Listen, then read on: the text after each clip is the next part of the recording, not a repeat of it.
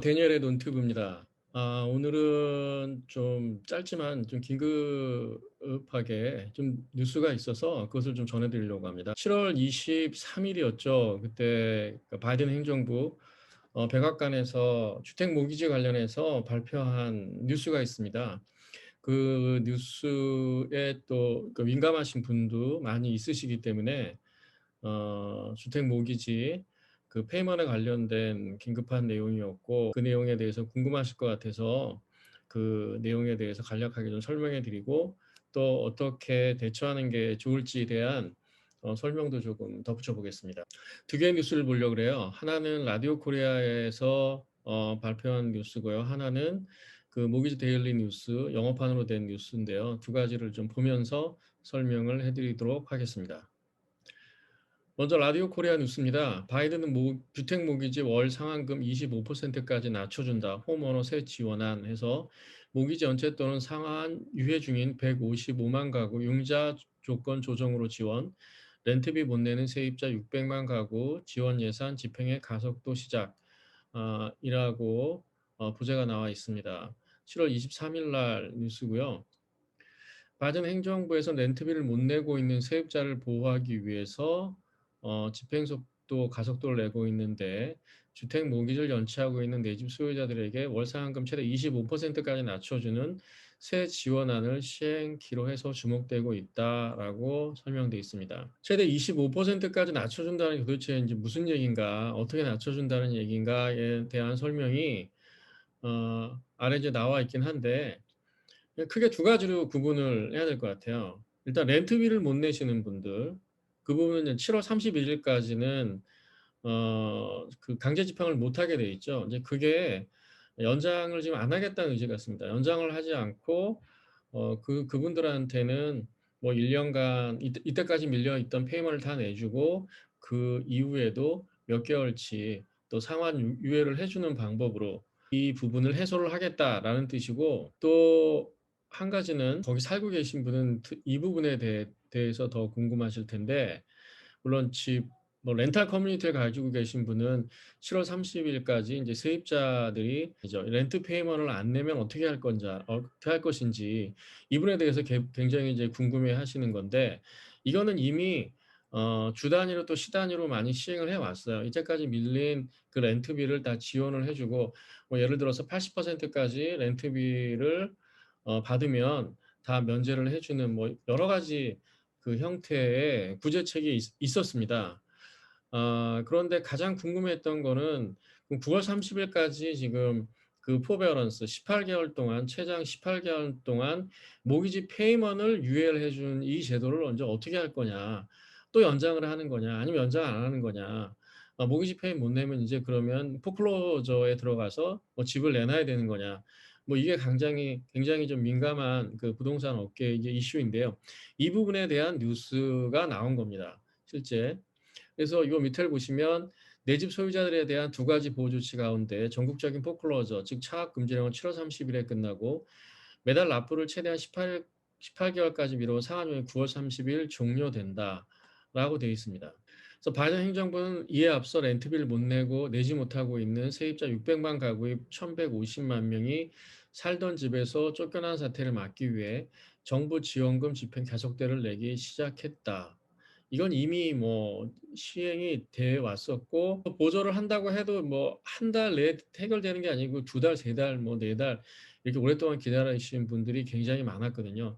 이제 그 부분에 대해서 가속도를 낸다라는 표현 같습니다. 그 연방 차원의 렌트비 지원금을 받게 되면 세입자 1년간의 밀린 렌트비를 탕감받고 향후 렌트비도 한 달 내지 석 달치 지원받을 수 있다라고 되어 있습니다. 실질적으로 지금 현재 모기지 유예를 받고 계신 분들이 더 궁금해하는 부분은 이 기사를 보면서 제가 구체적으로 좀 설명을 해드리겠습니다. 여기 또 이것도 모기지 데일리 뉴스 데일리라는 그 인터넷판 신문에서 나온 건데요. 뭐 내용은 비슷하지만 여기는 그 세입자 보호보다는 그 포베어런스에 대해서 좀 구체적으로 HUD, VA, USDA에서 어떻게 조치를 취할 것인가에 대해 구체적인 설명이 있습니다. 설명을 해드리면요. 9월 30일까지 지금 유예 조치된 부분은 연장은 안 할 거라는 의지인 것 같습니다. 대신 론 모디피케이션을 통해서 이 부분을 인제 해소를 하겠다는 거죠. 만약에 론 모디피케이션 안 하고 그 유예 조치도 끝나게 되면 뭐 다들 집 뭐 내놓고 나와야 되는 상황이기 때문에, 그렇게 되면 부동산 부분에 굉장히 좀 대란이 오겠죠. 그러니까 이거를 방지하기 위해서, 그러니까 두 가지 방법으로 이거를 해소를 하겠다는 얘기입니다. 첫 번째 방법은 그 스탠드 얼론 파셜 클레임이라는 방법이고요. 두 번째 방법은 리커버리 모디피케이션, 두 번째 방법이 있습니다. 이제까지 모디피케이션 하면 보통 쓴 방법은 그 현재 가지고 있는 이자율을 그대로 유지하면서, 그러니까 상환할 그 텀을 연장을 해 주는 겁니다. 만약에 30년 모기지를 받았는데 지금 인제 10 년이 남았어요.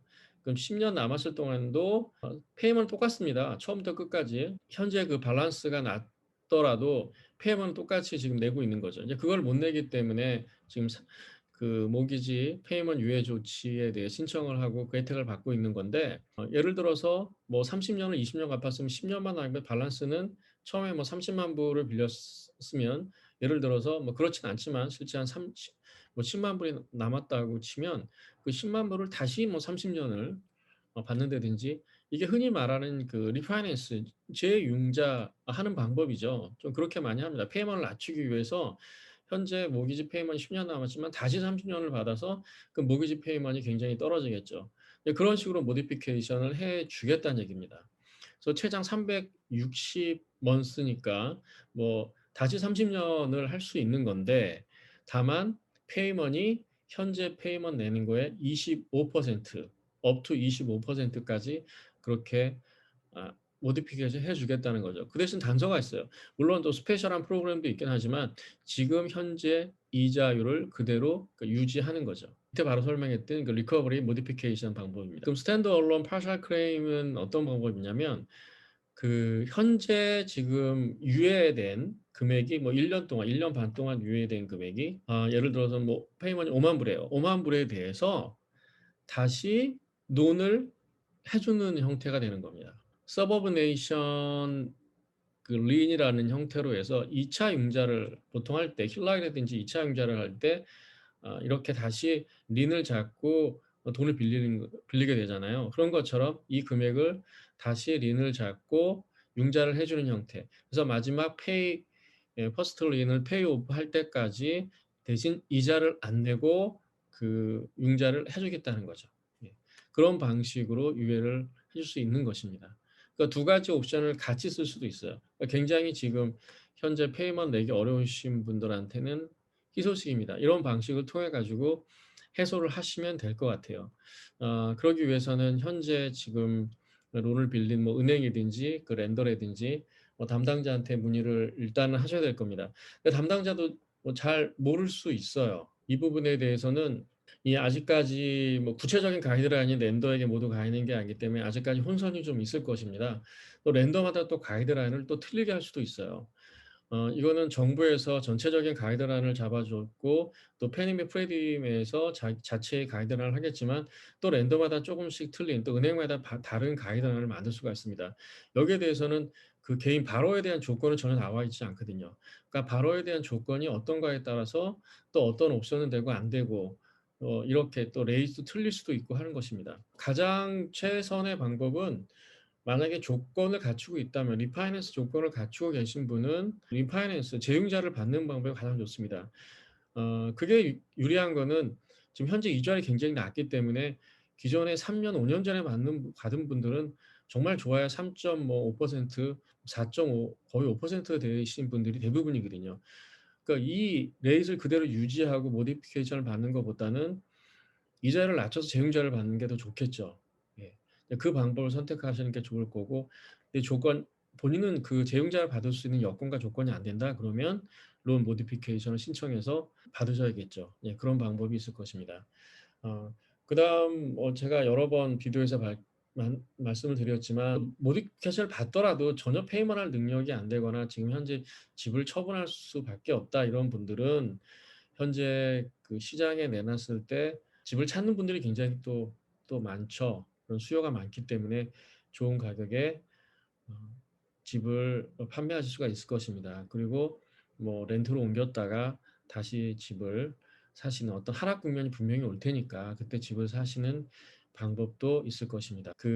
이 23일 날 화이트 하우스에서 밝힌 뉴스가 도대체 뭐고 어떤 식으로 이걸 이해해야 되는지에 대해서 설명을 간략하게 해 드렸습니다. 이상 론투를 마치겠습니다. 오늘 정보도 유익하셨다면 좋아요 또 구독 버튼 부탁드리겠습니다. 감사합니다.